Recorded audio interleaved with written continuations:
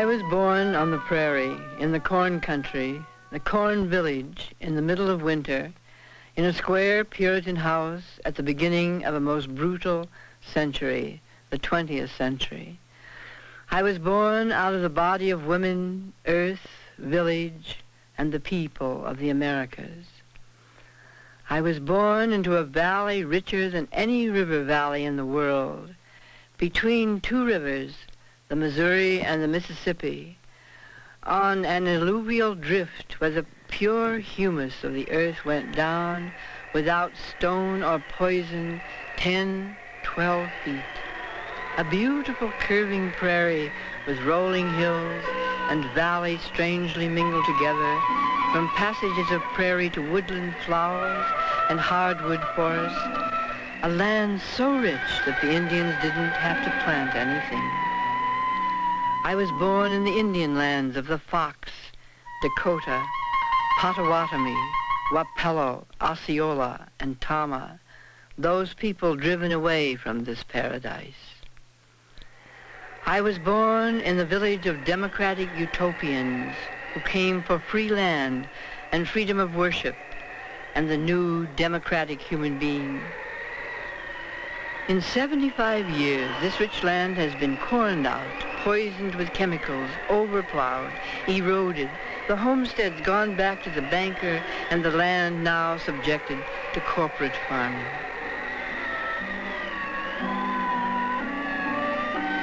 I was born in the winter while the corn seed waited.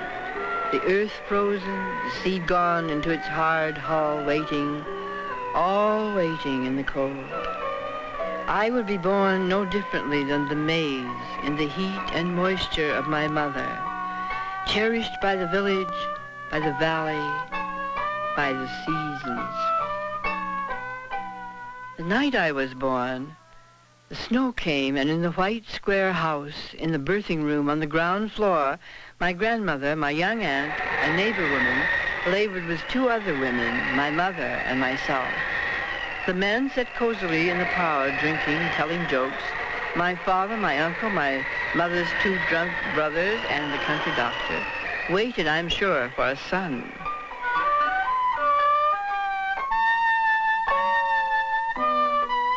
I came out of my mother. She held me against her own thighs to warm me.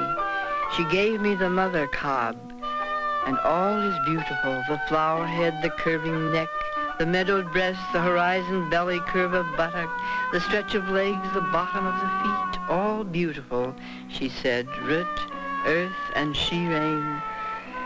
As I lie on the earth, be upon me, take me, I am powerful. Oh, prairie, I know all your little trees. I have watched them thaw and bud, and the pools of winter frozen over. Your tracked roads, footprints of fleeing people going where? In the country now, with sense of ruin and desolation, I can never leave you. I have stayed with you, being in love with you, bent upon understanding you, bringing you to life, for your life is my life, and your death is mine also. The more I think about my life, I think about the question of goals, which you were told in your early life you had to be a success. But I soon discovered that the goals and the success were in the male world, in the what I call the linear world. That is the world which goes towards the target.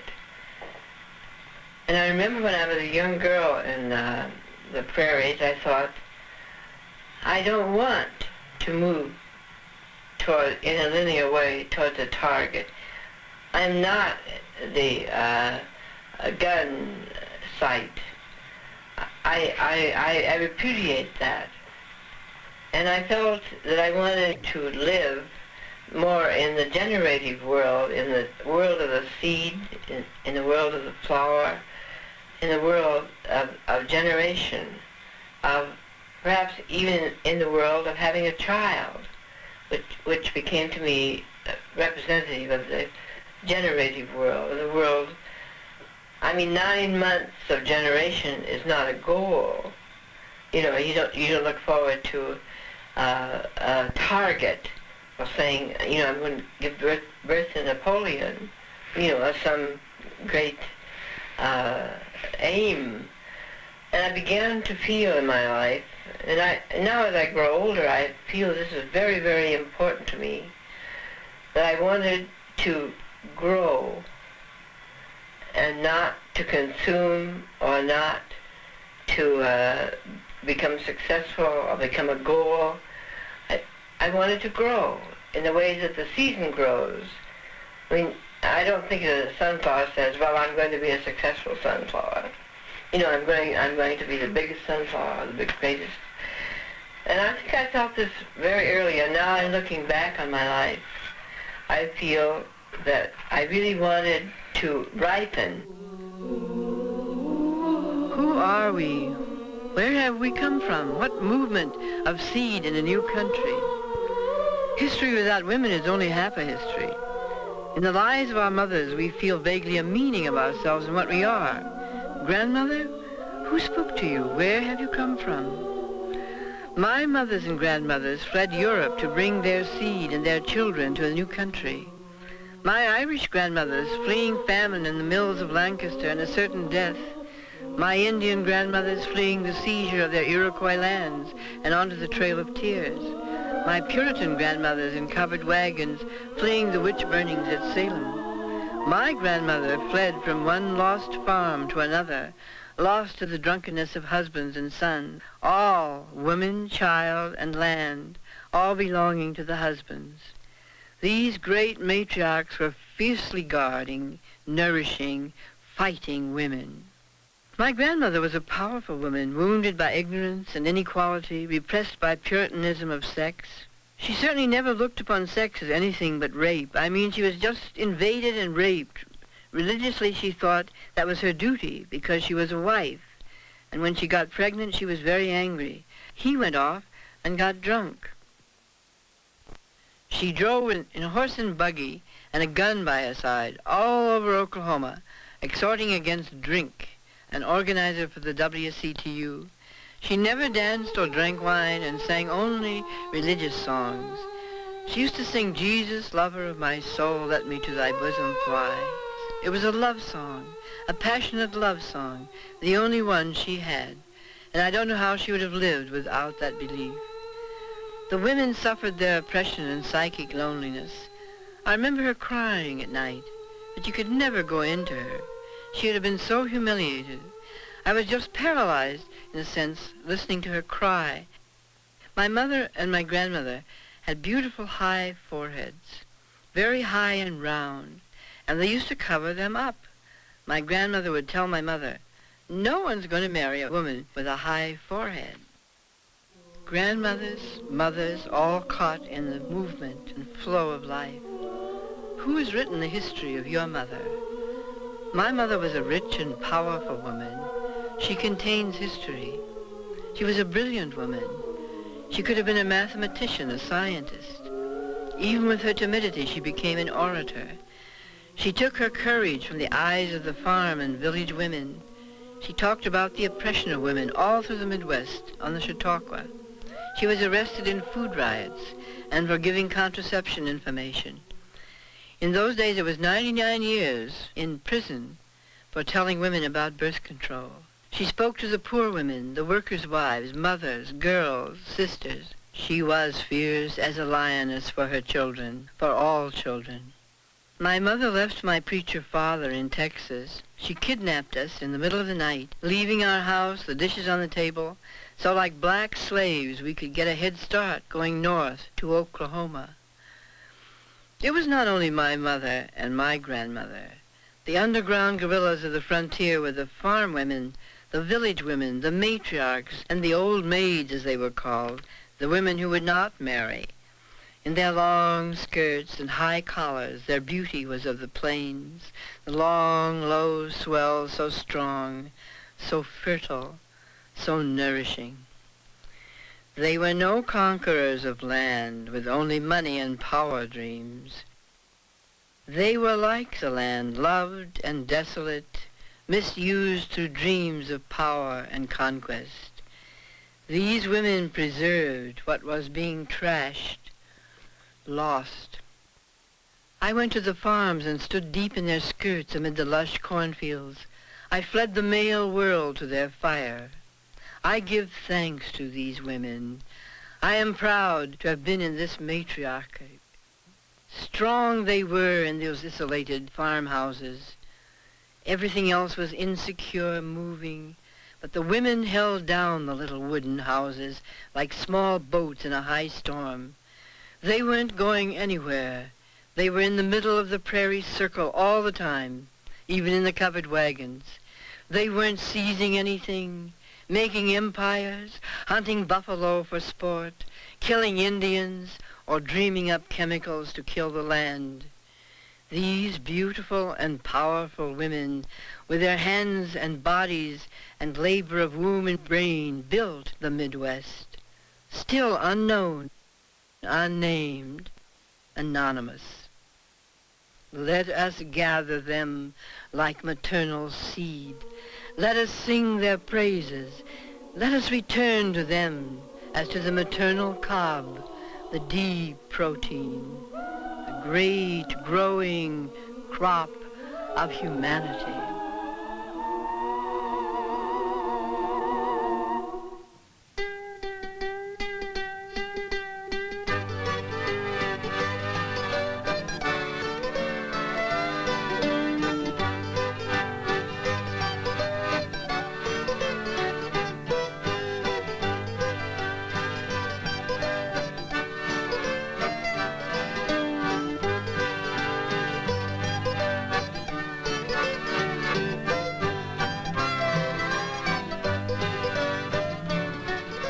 I was a girl in the village seeing all that was happening.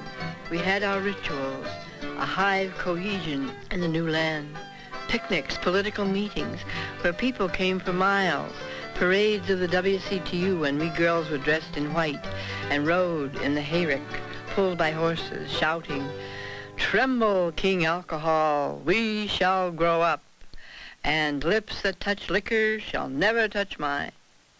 4th of July and Memorial Day were celebrated with speakers, games, contests, pie eating, potato sack races.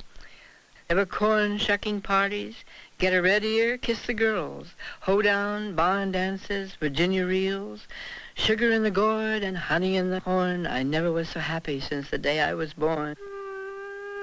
The girls were targets. Green girls were in terror.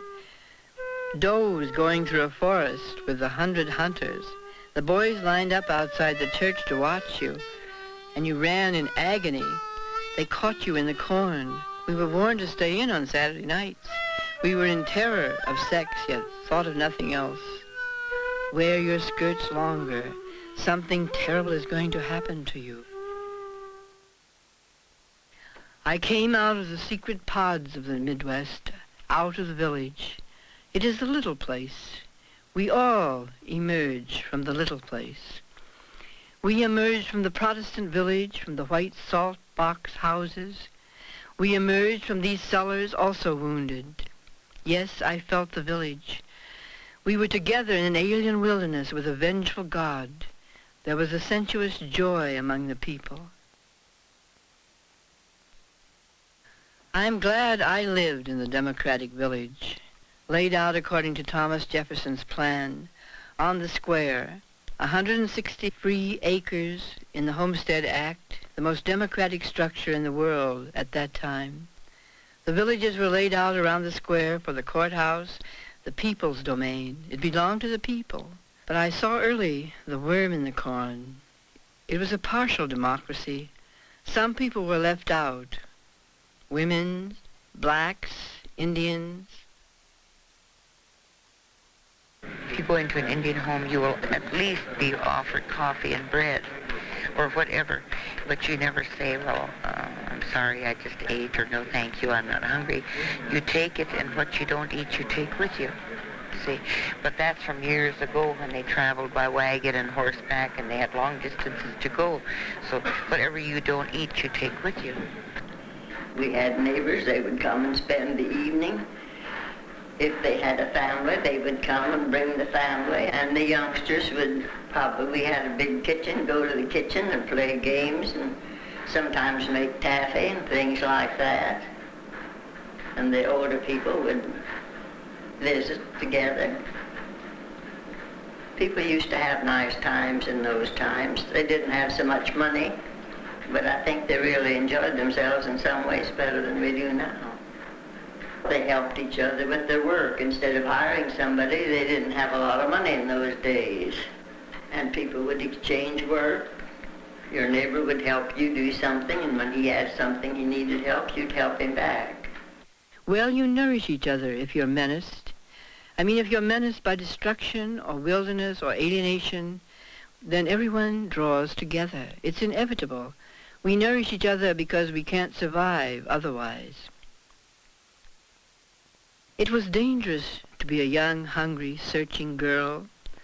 My hungered people came from the ancient cob to the stalk, the home root, to the great council of a new race, cyclonic caverns upon the hurricane winds. I wandered like a fish among the people. I came to know these people. I became them.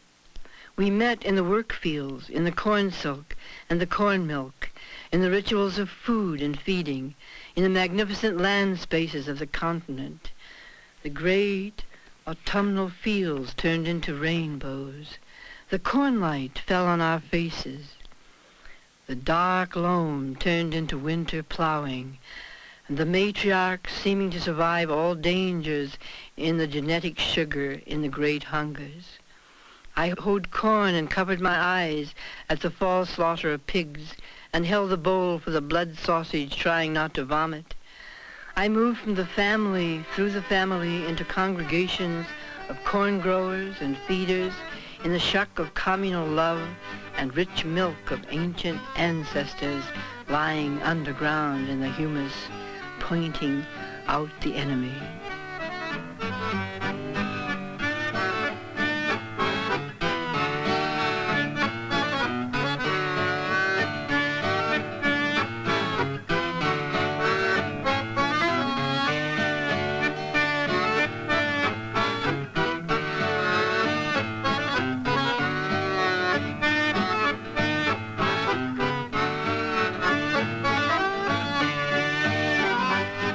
I celebrated the secret girls, the blood ceremonial of menstruation. I learned from the women. These women were not Puritans. They had breasts and sensuality and sexuality without shame or repression. They danced the weekends out. They sang, oh, all those beautiful girls.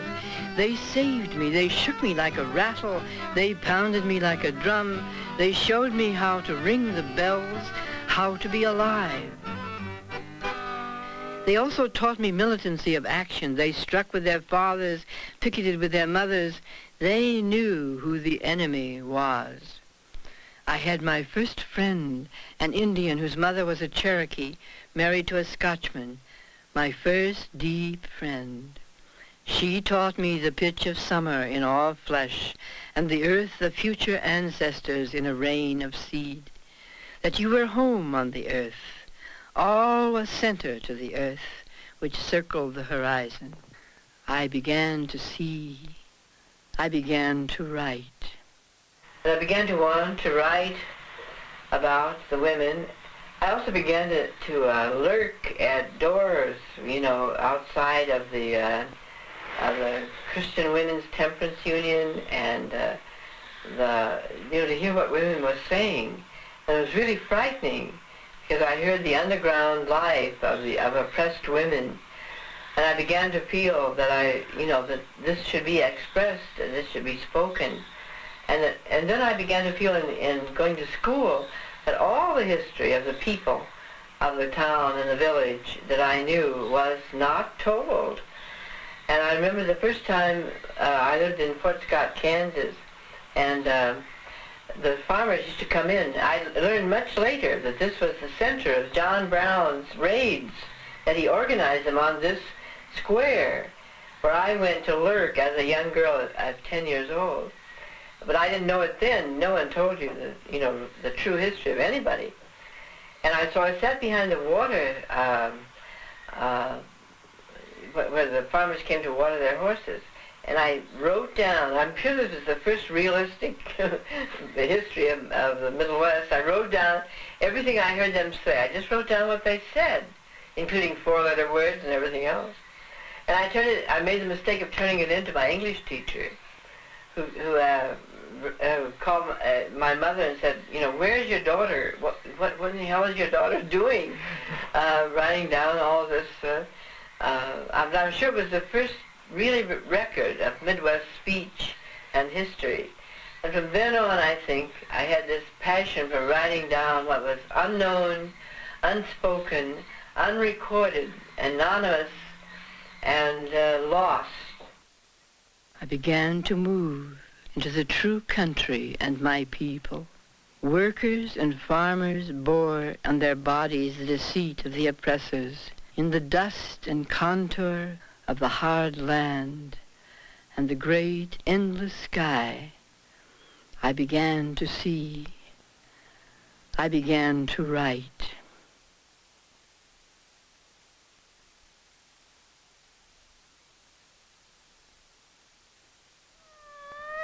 The village was in the path of the conqueror.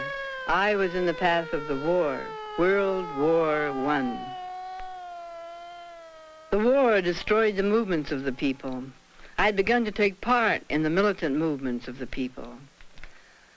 I reported the strike on the Iron Range and the growth of the Nonpartisan League in North Dakota. My mother was in the women's struggles for the vote. The Socialist Party was strong. I marched with the miners and wrote for labor papers and radical journals. When the war broke out, many were against it. Nobody recovers from wars. Many of the young men of my generation were jailed and tortured as objectors. Every young man that I knew in my youth never came back from Europe. I think that all of my own reactions to life were traumatic, from the sense of war, death going on during my adolescence when I was 18. And then during that period, all of the reformist and radical movements were destroyed. And after the war, the Palmer raids, the destruction of the American labor movement, the destruction of the radical movement, of the trade union movement. This was a great and terrible world movement, which we must estimate today in relation to our own struggle to fight monopoly and to fight imperialism. But the First World War was a great and terrible trauma to me as a woman, and as a humanist. I felt that death was abroad. A group of farmers went to Washington with their own peace plan, demanding to go with President Wilson to Versailles. He refused the passports. The people's movements went underground. The Palmer raids arrested in one night all dissenters, hundreds arrested in St. Paul alone. I, a young girl, wanted to die. The corn was threshed to the ground. I was a hunger and a thirst for the being and flesh of my brothers and sisters, of a country, a landscape, a relationship, a covenant, a bond. Men and women whose ground had been stolen, carrying on their backs the endless weight of things that do not profit them. Their feet make a deeper pattern in the dust. Who will claim the ruin and the graves, the corn maiden violated as the land? I am a child in my eroded dust. I remember feathers of a hummingbird and the virgin corn laughing on the cob. Maize, defend me. Prairie, wheel around me.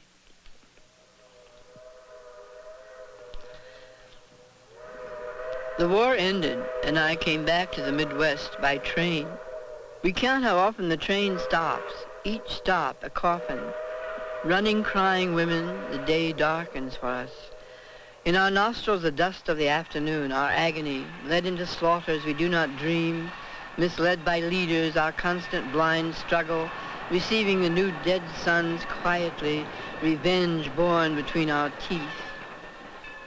The Depression started after the war. I had tried to sell my beauty, my talent, my body in the theater, in the open market, in the movies, in marriage. My writing was injured. How could a woman make a living by writing unless she went into the male world? Walking the streets looking for work in San Francisco, I began to write notes, my deepest feelings. I felt that I was not only writing my own deep root, but the deeper life of all women. In the midst of this despair, destruction, fire to ash, the political struggle went on. I was arrested in a protest march in San Francisco, demonstrating against the execution of Sacco and Vanzetti. This case became a worldwide struggle, but on August 27th, 1927, they were executed.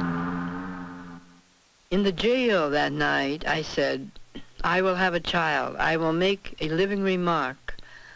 I will speak a word of life. I will make a statement against death, indifference, destruction. I knew nobody wanted to have a child, so I would have one. Carl, from whom I took the seed, was angry. Why don't you take something? He would say, get rid of it. Don't have cannon fodder for the next war. This isn't the time to have a child. He shouted so loud that people stopped on the street. I seemed to be emerging whole out of something. I slipped back, and then I come out, and then I slip back, and then I was alone. I feel the most curious emergence, and I wonder, is this death? And then the feeling of organic wholeness tells me it isn't death at all. Knowing this, I have come out of some despair. I began to write notes to myself, sitting on park benches, waiting interminable hours in the clinic. One of the notes read, tonight the world into which you are coming, I was speaking to the invisible child, is very strange and beautiful.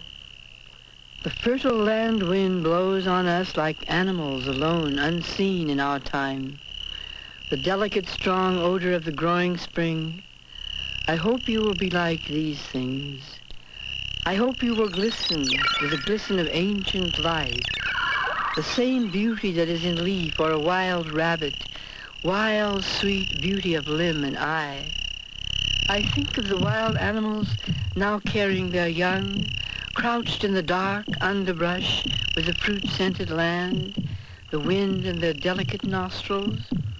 Silent, alive, they sit in the dark shadow of the greedy world. There's something wild about us, too. Something tender and wild about my having you as a child, about your crouching so secretly here. There's something very tender and wild about it. We, too, are at the mercy of many hunters. I really know we are as helpless, as wild, as at bay, as the tender wild animals threatened by the machine, the cars, the engines, the destruction. I put my hand where you lie so silently. I hope you will come glistening with life, power, with it shining upon you as upon the feathers of birds. I hope you will be warrior and fierce for change, so all may live. We lived in rotten rooming houses with rats. We stood in soup lines and, like others, rifled garbage cans, begged in the streets. How can it be explained? Everything is dead and closed, the world a stone, and then suddenly everything comes alive, like an anemone on a rock opening, disclosing itself, and the very stones break open like bread. Everything moves along a circle, a horizon of creation. All seems to blossom, shaking and trembling, moving outward, shouting to each other. We all seem to be like fruit hanging from the same tree, moving deep in the spring earth, your life swelling downward, waiting, the reaper. I walk to forget how hungry I am. I come on the outskirts of the city to a cornfield. The leaves are shining in the dark, swollen, alive, the cob female wrapped in the silk and the shuck, heavy, alive, down-hanging leaves, cool surfaces in the dark. I put my hand on the juicy leaves. They caress me with a cool surface, surprising me with love in the dark. For us, many kinds of hunger. For us, a deep rebellion. I had my child at the General Hospital. I had 13 cents in my pocket. It was crowded. Beds in the hallways, pregnant women turned away. When I protested 8 interns examining me after birth, the doctor said that these women were peasant women and didn't have the physical and nervous systems of middle and upper class women. They felt nothing, he said, and were valuable for experimentation. I knew then what to write and who for. Oh, I'm so hungry, Lord. Depression, my distraction, and my child so cold, my Lord, and the winter's chilling bones, and the food lands are full, and I know I live alone. I feel so bare, my Lord. They stole my blood and flesh, and I've been raped, my Lord, of the crops I've grown with sweat, and the jobs are taken, and the rich man spends the rest.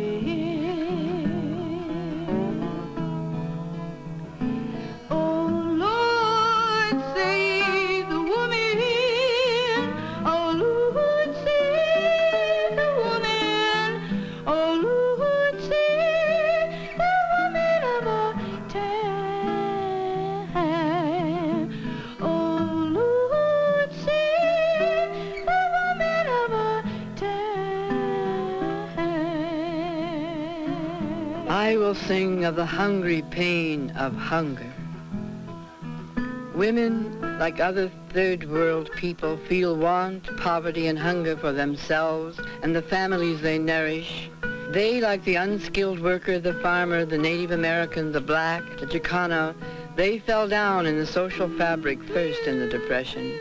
You saw them pouring into the cities from the hungry farms, looking for jobs, digging into garbage cans for food, hovering in bus stations to keep warm, sleeping in the parks or in river jungles, filling boxcars as the country took to the roads, looking for food.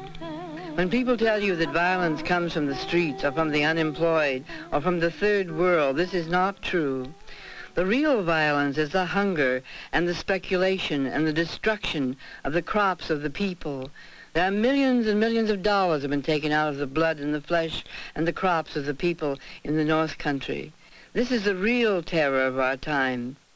Even the corn has been kidnapped, raped, stolen, overproduced, hoarded, robbed, the protein invaded for profit. The hoarders, world eaters, have stolen our nitrogen. The Chicago grain market speculates in bodies it never sees or touches.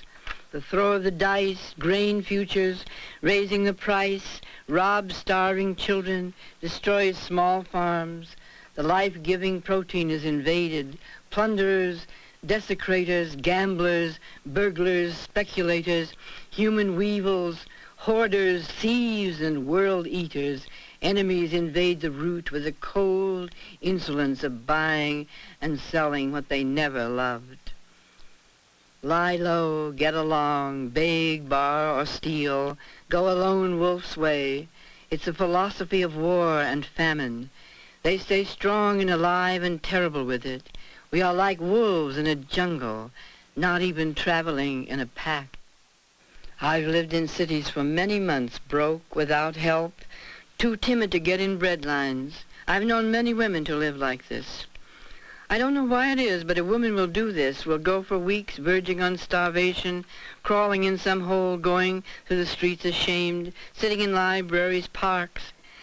She'll go for days without speaking to a living soul, like some exiled beast, keeping the runs mended in her stockings, shut up in terror in her own misery.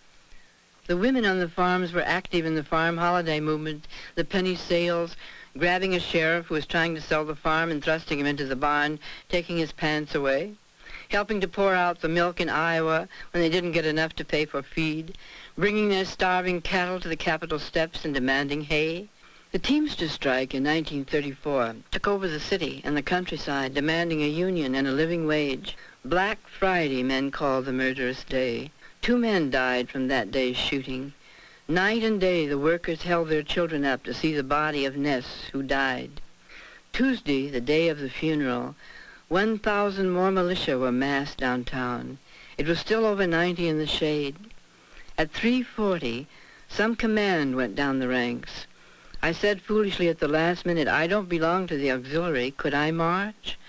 3 women drew me in. We want all to march, they said gently. Come with us.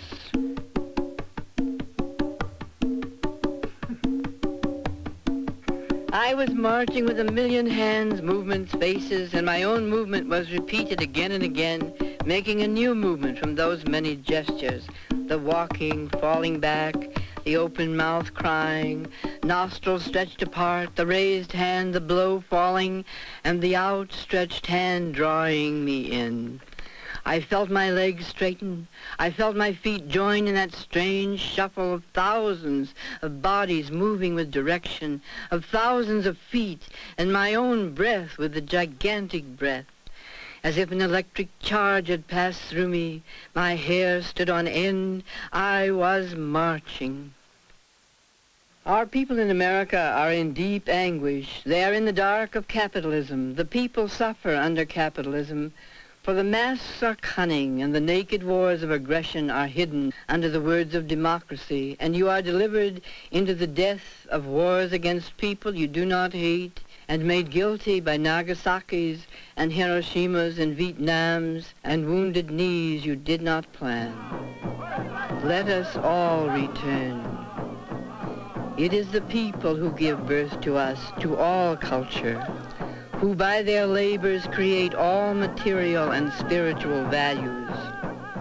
The source of American culture lies in the historic movement of our people, and I return to the people, partisan and alive, with warmth, abundance, excess, confidence without reservation, because only they have the future in their hands, only they.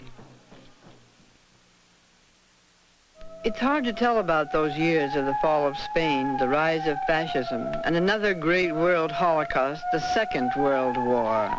When Spain fell to the fascists, there was a meeting in the capital. I thought of Madrid and Barcelona, how awful to have your city taken. They'll fight well, I thought. Fight somewhere, I said, standing on the second round of the balcony of the Capitol, and the dome jutting upward, and the people like roots below, strong, dark, and moving. Didn't I have my children with the best emotions, generous, sweet, tremendous? I must speak to someone. Where is the generosity, the blooming of love? We had a woman hive. We lighted our own landscape. We gathered ourselves like a woman tree for our own shade and roots. That day in August, all those children of Hiroshima looked up and no longer saw the benevolent father sky. The hunter, the predator was above them, over them. It was the first naked statement of war upon the village, the child, the woman, the old man, the old woman, the entire granary of human seed, the death of us all.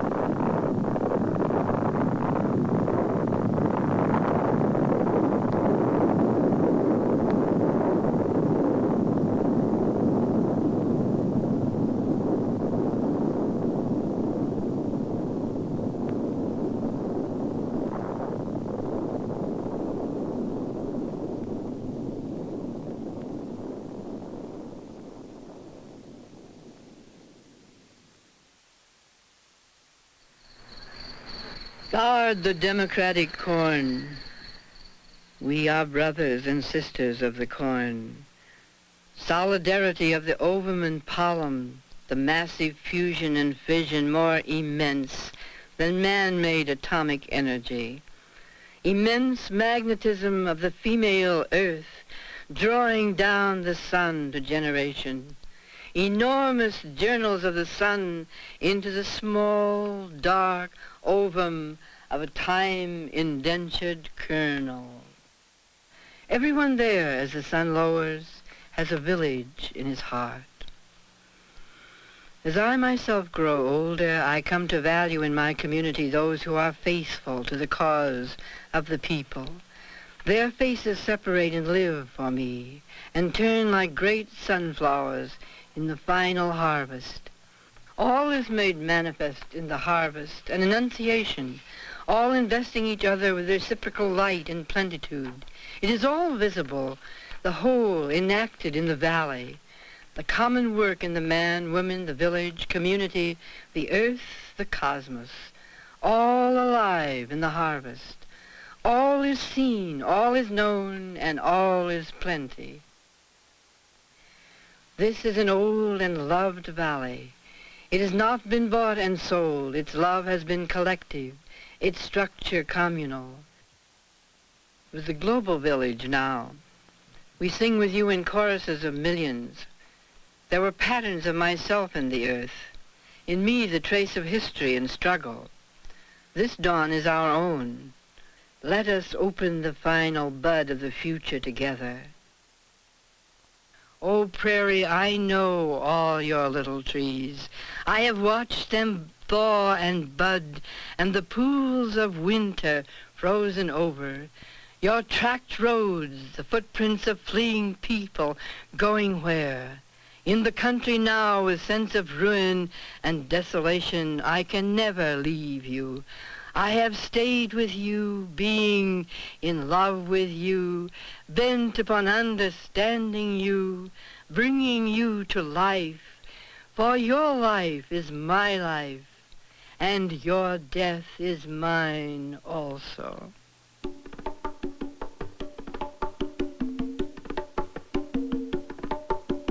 We are everywhere. We are fresh warriors, running through the fields of corn, beating with mutual word and deed in 1,000 human